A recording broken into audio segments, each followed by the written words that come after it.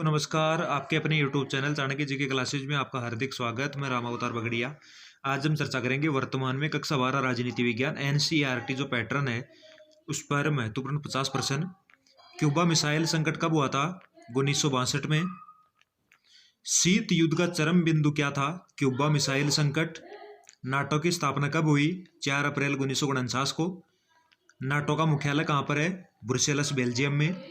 Korea युद्ध कब हुआ था? उत्तरी कोरिया और दक्षिण कोरिया के बीच में 1950 से 1953 तक 3 साल तक चला था। शीत युद्ध का प्रतीक क्या था? बर्लिन की दीवार। बर्लिन की दीवार कब बनाई गई थी? 1961 में। 7वां है, बर्लिन की दीवार कब गिराई गई? 1989 में। 8वां, जर्मनी का एकीकरण कब हुआ? 3 अक्टूबर 1990 को।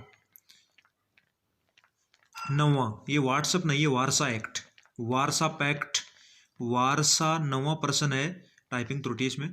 9वां, वारसा पैक्ट की स्थापना कब हुई थी? 1955 में। 10वां, नाटो की स्थापना या नाटो का पूरा नाम क्या था? उत्तर अटलांटिक संधि संगठन। स्थापना 4 अप्रैल 1949, मुख्यालय ब्रुसेल्स, बेल्जियम। 11वां, ट्रूमैन सिद्धांत कब दिया गया था? 12 मार्च 1947 को अमेरिकी राष्ट्रपति ट्रूमैन के द्वारा साम्यवादी प्रसार को रोकने के लिए यूनान और टर्की को आर्थिक सहायता दी गई थी। 12वां, मार्शल योजना कब लागू हुई थी? 23 अप्रैल 1947 को पश्चिमी यूरोप के पुनर्निर्माण के लिए अमेरिका द्वारा आर्थिक सहायता दी गई, जिसे मार्शल योजना कहा गया। 13वां, सोवियत संघ का विघटन और शीत युद्ध की समाप्ति कब हुई? 26 दिसंबर 1991 को। 14वां, गुटनिरपेक्ष का पहला सम्मेलन कब हुआ, कहाँ हुआ? 1961 में बेलग्रेड, यूगोस्लाविया में। 25 देशों ने भाग लिया। 15वां, गुटनिरपेक्ष आंदोलन के 3 संस्थापक कौन कौन थे? भारत के नेहरू, मिस्र के नासिर, यूगोस्लाविया के टिट्टो। नेहरू, नासिर, टिट्टो। 16वां, वर्तमान में गुटनिरपेक्ष आंदोलन में कितने देश शामिल हैं? 120 देश। 17वां, पूंजीवादी गुट के 2 देश कौन से थे? America, Britain, France. साम्यवादी गुट के देश सोवियत संघ, पोलैंड, हंगरी। 19वां, शीत युद्ध के बारे में कौन सा कथन गलत है? अमेरिका और सोवियत संघ सीधे युद्ध में शामिल थे, सीधे युद्ध में शामिल नहीं थे। 20वां, निम्न में से कौन सा कथन गुटनिरपेक्ष आंदोलन के उद्देश्यों पर प्रकाश नहीं डालता? वैश्विक मामलों में तटस्थता की नीति अपनाना। 21वां, द्वितीय विश्व युद्ध के बाद कौन सी 2 महाशक्तियां उभरकर सामने आई? अमेरिका और सोवियत संघ। 22वां, तीसरी दुनिया से क्या अभिप्राय है? विकासशील और अल्प विकसित देश जो द्वितीय विश्व युद्ध के बाद उपनिवेश के रूप में स्वतंत्र हुए हैं। 23वां, 2 सैनिक संगठनों के नाम? नाटो और सेंटो। 24वां, परमाणु अप्रसार संधि एनपीटी कब हुई? 1968 में। 25वां, द्वितीय विश्व युद्ध कब से कब तक लड़ा गया? 1939 से 1945 तक। 26वां, शीत युद्ध का क्या अर्थ है?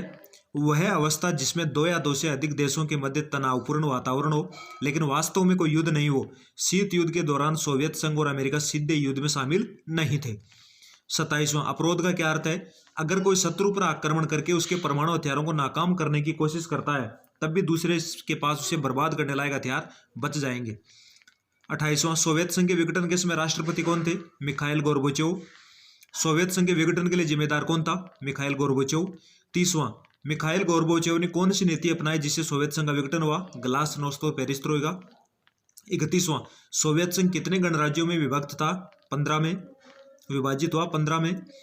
32वां, सोवियत संघ में समाजवादी क्रांति कब हुई? 1917 में, लेनिन के नेतृत्व में, जिसे बोल्शेविक क्रांति का नाम दिया गया। 32वां, रूस के पहले राष्ट्रपति कौन बने? Boris Yeltsin. 33वां, स्वतंत्रता की घोषणा करने वाला पहला सोवियत गणराज्य कौन था? लिथुआनिया। 34वां, शॉक थेरेपी क्या थी? धीरे धीरे परिवर्तन करके एकदम आमूलचूल परिवर्तन के प्रयत्नों को लादना शॉक थेरेपी कहलाती है। 35वां, सोवियत राजनीतिक प्रणाली किस विचारधारा पर आधारित थी? साम्यवादी, और अमेरिका की है पूंजीवादी। 36वां, सोवियत संघ ने कौन सा सैनिक गठबंधन बनाया? वारसा, 1955 में। 37वां, किसका गिरना शीत युद्ध के अंत का प्रतीक था? बर्लिन की दीवार, जो 1989 में गिराई गई, 1961 में बनी थी। 38वां, वर्तमान विश्व में एकमात्र महाशक्ति कौन सी है? अमेरिका। 39वां, पूरी दुनिया में साम्यवाद के प्रेरणा स्रोत कौन थे? लेनिन। 40वां, लेनिन के उत्तराधिकारी कौन बने? Joseph Stalin. 41वां, सोवियत संघ के इतिहास की सबसे बड़ी गैर सेल कौन थी? सोवियत संघ के सार्वजनिक क्षेत्र के उद्योगों को अनाप शनाप कीमतों पर निजी कंपनियों को बेचना। 42वां, ऑपरेशन इराकी फ्रीडम, 2003 में अमेरिका समर्थक देशों द्वारा इराक पर हमला। 43वां, ऑपरेशन डेजर्ट स्टॉर्म, प्रथम खाड़ी युद्ध जिसमें 1991 में अमेरिका के नेतृत्व में देशों ने इराक पर हमला बोला। 44वां, ऑपरेशन एंड्यूरिंग फ्रीडम, अमेरिका के नेतृत्व में तालिबान और अलकायदा के खिलाफ जंग। 45वां अमेरिकी रक्षा विभाग का मुख्यालय कहाँ पर है? पेंटागन में। 46वां हाईवे ऑफ डेथ, मृत्यु का राजपथ किस सड़क को कहा गया? कुवैत और बसरा के बीच की सड़क। वर्चस्व का क्या अर्थ है? अंतर्राष्ट्रीय राजनीति में वर्चस्व का अर्थ शक्ति का केवल एक ही केंद्र होना, जैसे अमेरिकी वर्चस्व है, अमेरिका की वर्चस्व है। 48वां तालिबान किस देश से संबंधित है? अफगानिस्तान से। 49वां भारत अमेरिका में नागरिक परमाणु समझौता कब हुआ था? 2005 में मनमोहन सिंह के समय 2008 में लागू हुआ। अफगानिस्तान में रूसी हस्तक्षेप कब हुआ? 1979 में। इसके साथ द्वितीय विश्व युद्ध शुरू हुआ था। आज के लिए इतना ही, धन्यवाद।